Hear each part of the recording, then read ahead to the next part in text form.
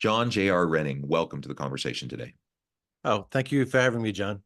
It is a pleasure to be with you. You're joining me from the panhandle of Idaho. I'm south of Salt Lake City in Utah. And today we're going to be talking about transitioning from success to significance. When we were preparing for this episode and I was looking over the topic and some of the talking points and et cetera, I was thinking this is really an important topic. So one I was really excited to explore with you. So we're going to try to unpack how we define success in the first place, because I think people tend to be all over the place in terms of what they mean by success, and then move from this idea of success towards having significance in our lives, in our work, in what we try to accomplish with others around us. I think that's a really powerful way of framing this up. So I'm excited to have this conversation with you today. As we get started, I wanted to share JR's bio with everybody. As the founder of a 30-plus year business software company, John JR Rennie thought he was going to ride off into the sunset and retire. All that changed in 2015 when he founded BrushFires, which helps others discover their purpose. And JR, would you mind sharing a little bit about what BrushFires is, what you do, and anything else about yourself by way of your background or personal context? And then we'll dive on into the conversation. Well, first of all, I guess to be true to our ministry, I would have to introduce myself as JR, a born-again son of the Most High God. BrushFires is a ministry that helps believers figure out what it is that God created them to do. We have been gain access to 11 different assessments that allow for a person to have a deep dive into their design and the specific nature of which God created them to be. And the whole idea of the ministry is that if you align your agenda, your choices with what God wants to do through you because of how he created you, that allows you to begin to live a joy-fulfilled life. And so the whole focus of the ministry is to get people to figure out what it is that God created them to do, primarily through these assessments and through our workshop training program, and then for them to begin pursuing that. And that's exactly how BrushFires got started, because I went through the exact same process. Mm-hmm. Yeah, thank you for that. I appreciate that. And this isn't a religious podcast, and I'm sure some listening are thinking, what did I just tune into today? And what I wanted to hone in on is the purpose and the significance piece, because Sure. I think regardless of your religious or spiritual belief system, worldview, whether you're atheist, agnostic, whether you are a believer, whatever, I'm not sure, I know you feel like that matters, but I'm just going to step back and just say I'm kind of belief agnostic in terms of just understanding the power behind purpose and significance in our lives, regardless of where you come from, what your worldview is. I think everybody wants significance and purpose, and they want to do things that matter. They want to have meaning in their lives. And so you're pursuing one avenue for that, right? Through a religious, spiritual approach. But I would encourage anyone who's listening or watching to also just consider, generally speaking, like what's the practical application of this in terms of how I can search for and find the meaning and purpose and have clear understanding about what my role is in this world and how I connect with people around me. That is a powerful notion, regardless of your spirituality, your belief, whatever. And my belief is that the world would be a vastly better, improved place if everyone had a true sense of meaning, purpose, and felt like what they were doing mattered. And I think people are just going to do better stuff. Like, we're going to have better organizations, we're going to have better communities, we're going to have better families and relationships across the board when we have that as a foundation. Agreed. And so I can approach this from a sort of more generic kind of approach, understanding that that's my beliefs. Yeah. Here's the reality of this, is that there are certain assessment types. A lot of people have done all kinds of personality assessments. Mm-hmm. And there are you're a beaver, you're a golden retriever, you're this or that. But then there's a very specific type of assessments that are known as psychometric assessments. These Mm, assessments basically are based upon the fact that a person's design, their interests, abilities, and values, and other aspects of who they are, do not change with their life. They're the mm, same at 18, at 38, at 58, at 88. Psychometric assessments, ones that people have heard of, such as DISC or Myers-Briggs, are mhm. ones of that nature. They are very specific and they are measured and um, they are validated to Yeah. to be authentic. That is the sort of assessment that we use. The YMI assessments were done in private practice through consulting since the early 80s. And so we have a large range of proof that our assessments actually do exactly that. So I would propose that that's because that's how God created you. But if you want to, however you want to approach that, Yeah. the whole concept of this is look at that design, work with somebody that understands what those assessment results say, and start making your life choices consistent with how you are wired. What happens is we all get influenced by this world, primarily in our childhood, in our areas where we're trying to look for success. And so we'll say, between 15 and 45, 50 years old, we're all looking for that success to be measured by and so forth. And so we pursue worldly areas of getting that, okay, wealth or fame or accomplishment or whatever it happens to be. I would say read the book of Ecclesiastes and you'd see a guy who did all those things. So here we are with that. And now you're in your mid 50s and early 60s, and you've now achieved a lot of those successes. And guess what? They're not as fulfilling as you thought they were going to be. They're Right. not as, they don't really make you excited about getting up. I mean, that's where I was at 57 with the software company. I had reinvented it 3 times. We do wholesale distribution, manufacturing, accounting software. And I had been doing that industry since the late 70s. And I was at a point where I had to either reinvent the company or begin to wind it down. And so I decided that I'm going to go through the wind down process and not abandon our clients, allow the company to continue to go, but slowly pursue that course of Yeah. action. And I was in that place where I'm going, all right, what is it that I'm supposed to be doing now? Because all my identity was connected to being a president of a software company. Right. And I was sitting in the chair that I'm looking at right now, and I was talking to God and go, I know you're behind this. What do you want? And towards the end of 2016, I was approached by an acquaintance who said, I think you would really like this personality assessment training that I do. I think you should sign up for it. Well, if anybody's been part of winding down a company, the very first thing you do is you cut every unnecessary expense because that's cutting into the bottom line. And so Yeah. my immediate reaction was, no, are you kidding? I can't afford that. I'm not going to do it. And then I felt this tug to do it. I thought, really? That? That makes no sense to me. Within a couple of weeks, I had gone through these assessments and I'm going, these have nailed me. And they've nailed me in a way that I understood the terminology, the language used. I understood what they meant. And not only did they accurately assess me, but they accurately assessed my wife. So I could look at it from my own perspective and then also from an observatory perspective. And I'm going, these are really powerful. And Mm. at some point in time during that process, early 2017, is when I actually came to the conclusion that if I'm going to actually do this or I'm going to make this step, I need to pursue what's called my purpose statement.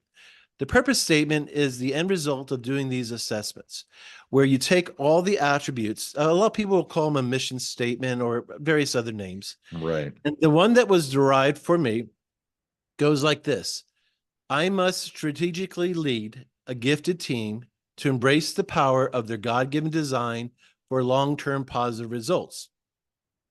And I was pondering that. Now, all purpose statements that we produce have to do with how you minister to other people? How do you impact the world in a positive way? It's not about self-serving or about building you or your legacy or anything like that. It's how do you impact other people? So mine was I impact other people by getting them to see what it is that they were created to do, and then encourage them to do that, because that will give them the fulfillment that they're looking for, but it will perpetuate goodness and, I would say, godliness, but it would also make a world a better place, because this is how you serve your fellow man. And so I was sitting there contemplating that thought. And I go, all right, that's what I got to do. But I'm doing this to the church, and this is technology is foreign to the church as a general rule. I'm going, all right, well, there's nothing like this out there. I had to write the curriculum to teach this. And so then I had to write my first book and the workshop manual to be able to do this. And in 2018 is when we actually started teaching this process of a combination of this is what the plan is for your life. And then these are the assessments that validate that you can use to construct your purpose statement to allow you to know how to make choices going further. And that's where the significance comes into play, because it's not about me gaining wealth or popularity or anything like that. It's about me helping other people start to experience joy and fulfillment. Yeah, thank you for that background. That's really great. And something that you said in there, I mean, there's a lot in there that we can unpack, but one of the things that you just mentioned early on in your comment was about kind of this, what we might say, the worldly measures of success. However you want to phrase that or define that, I've certainly found that to be true. Like we have the sayings, the keeping up with the Joneses, right? We have all Right. these we have all these different kind of social cultural norms that get imposed on us that we Yep. think that is the mark of success. That is what if I'm a good, talented, successful person, I will do XYZ. I will have XYZ. I will be able to demonstrate and show XYZ, right? And Right. so what I think so many people spend most of their lives chasing their tails around this notion of success that you highlighted does not actually bring fulfillment. No. Like I don't have a problem with someone having, a lovely house and a nice car and a wonderful family and a nice job and good position. Like I'm not saying those are bad things. I'm just saying if you're constantly chasing the next promotion, if you're constantly chasing the next gadget, the nicer car, the bigger house, you will never be fulfilled. It just will never be enough. And that isn't where fulfillment, meaning, and purpose comes from. And so then if we can acknowledge that and just recognize whatever these kind of outside external standards are that are put upon us that we tend to buy into, if we Agreed. can step back from that and recognize, okay, maybe that's not as important as everyone kind of says it is, as it's portrayed in the media or with celebrities or whatever. Even in the workplace, like we can just say, no, it doesn't matter. I'm comfortable. I'm happy doing what I do, and I don't need to get the next promotion or whatever. Like if we can just sit back and recognize that, and then do some internal work and reflection on like what really gets us excited, like what gets me out of bed in the morning, excited to get up, interact with the world. Is it, and people have different personalities, they have different styles, they have different needs and wants, etc. And so what that is for me is probably not going to be what it is for you, and that's okay. But I need to do the work so I can discover what it is for me, and then that's what I should be pursuing, not this endless rat race and the chasing Yeah. of my tail to try to find these arbitrary measures of success that may or may not actually be meaningful to me, and oftentimes aren't the ones that society tells us are important. I would say that there's a couple of things with regards to that, and I agreed with you completely. I mean, it's like a hamster wheel.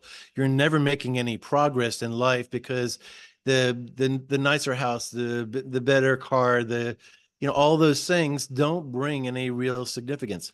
If you want to be a truly miserable person, focus in on yourself and focus in on your own needs and focus in on just you. That will make you so miserable. If you want to be a joyful person, See how you can lift up your fellow man. See how you can give them a hand up. Not a handout, but a hand up. How can you change their lives? The coaching session that we produced, the purpose statement, is the culmination of going through our workshop program. And it's a 3-hour coaching session. And I will tell you, there are some insights there that are just life-changing for people. First of all, because of this world system and how we are trying to pursue these wealth or whatever you want to call that, people become versions of themselves that are not really true. Yeah. They become this facade. They become this Instagram image, and that's not who they are. So one of the things about psychometric assessments, it cuts through all that BS, and I get to see the person as God created them to be. So part of what we go through is I start saying things based upon their design that's consistent with the person with that design, and all of a sudden you see their defenses start to crash. Mm. My wife, who participates in this process with me, she goes, "You try to make everybody cry." And I go, "No, I'm not trying to make them cry. I'm really not." But the reality is, for the very first time in their life, they're being seen for who they really are. All the facade, all the BS is cut away, and we get to see them for who God created them to be. I mean, I've had beautiful women go, "What, you mean I'm not weird?" Or finally, somebody who gets me. People that you would think that would have it easy in life because of their outward appearance or other attributes are really putting on the show, a strong face, if you will, to be able to um, participate in that worldly pursuit. But when you go through these assessments and somebody says, "Hey, I really see you. I see who you are. I see your compassion. I see how this world would have really made it difficult for you to do what you're doing right now in your current career." I mean, tears are a very common outcome as part of the design discovery meeting process because the individual is being seen in many cases for the very first time. Or a loved one will be in attendance with them and they'll go, "I've been trying to tell him that all these years. He just doesn't see it. Thank you for sharing that." I got to tell you, what happens in our teens and through our 40s and so forth is a really slow death. And it's not until you start to learn how to serve other people. When I'm in the middle of that process and I'm being the version of me that I was created to be and actually ministering to these people, my life is as filled as it possibly can be because I see the good that I have now helped produce in that person's life that I've been honored to participate in. And I see the difference that I've just made. I got to tell you, if you're a person that has a generous heart and giving to a person that is in real need, that is truly grateful for what you're doing and doing it in private so that you're not getting praised by the world, man, that is fuel for your fire. Or if you're a person that is designed to be a good counselor and you're sitting in a coffee shop talking to a couple that is considering getting divorced and you're helping them see each other and remember why they love one another, you are making a difference in this world. And you can see it and you can feel it. It is a feeling that if you could buy it, you would pay everything that you could to get it. But you can't buy it. You have to earn it by being it, by doing what you were created to do. And that's to serve humanity, serve one another. Yeah, I love that. And again, it doesn't mean we can't take care of our individual needs. Oh, yeah. So we have to practice self-care. We have to take care of our personal needs. Personal development is important. You're not suggesting that that isn't the case, right? But when you're No. saying don't focus solely on yourself, focus on lifting up others, absolutely. That is a surefire way to derive meaning and purpose. Now, if you go too far and you're constantly threadbare and you never take care of your own needs, that's a problem. It's not sustainable. So you have to be able to balance, right, between taking care of your needs and then reaching out and lifting up other people. It's the old, the proverbial mask that falls in the airplane.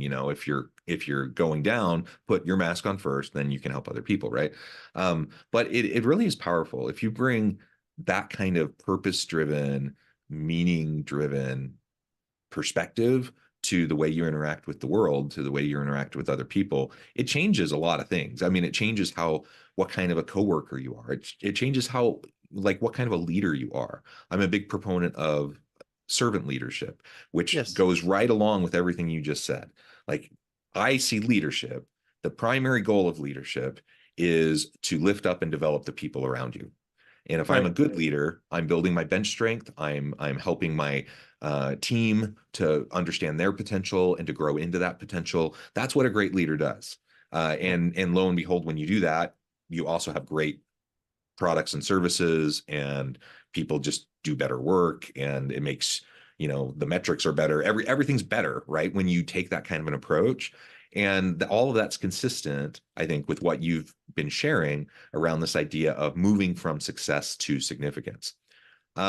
Now, JR, I note the time. I'm going to have to let you go here in a few minutes, but maybe as we start to wrap up, if you can share just a little bit more from your perspective, how we can start to make that transition from focusing in on success towards this shift towards, significance, meaning, purpose driven life and work. Well, so really, I think the place to start is through the assessments that we have access to. The YMI assessments allow this sort of journey to begin because it's an objective assessment that anybody can go through. We've had people as young as 15 that are just starting life, and we have people as old as 85 go through our program. So that's really where it starts, and figuring out, because there are a lot of situations in life where you can really lose yourself. We've worked with a lot of widows who Mm, all of a sudden they lost their husband. Their entire identity has been stripped away from them. They don't know who they are anymore. And so in that particular case, we can work with them to be able to say, all right, this is who you were designed to be. Let's start walking in this direction and see if life doesn't start to make sense again. mm, And so that is a way of doing this. Uh, our particular website for people that want to go and check it out is brushfires-digital.com. They can go there and poke around and see some of the free resources that we have there. And if they decide they want to sign up and go through that journey, but it's really a matter of, are you ready to change? That's a mm, term that we use a lot in BrushFires.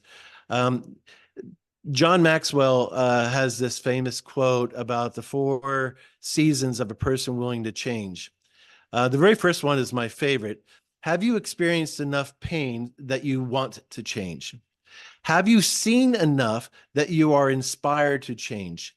Have you learned enough that you are willing to change? And have you acquired enough that you're able to change?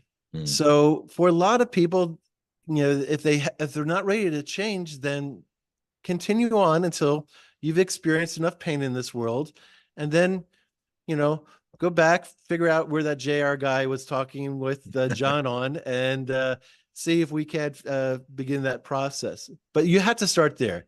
You have to start at that place where you're going, there's got to be more to this life than simply earning a paycheck. You mentioned earlier about, this monk sort of lifestyle. I'm living in a very nice house. I've got a nice car. My bills are paid for. I am not saying that people have to live in this austere sort of environment. It has allowed me to be able to pursue this ministry because I've been able to fund it and get it to where it's at. So those resources are available, and take care of your family and make sure that you are being a responsible adults out there. But there is a lot of free will and choices that we can make that can really make a difference in this world.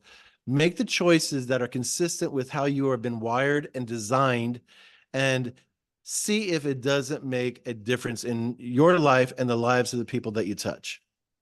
Yeah. Thank you so much, JR. This has just been a real pleasure talking with you.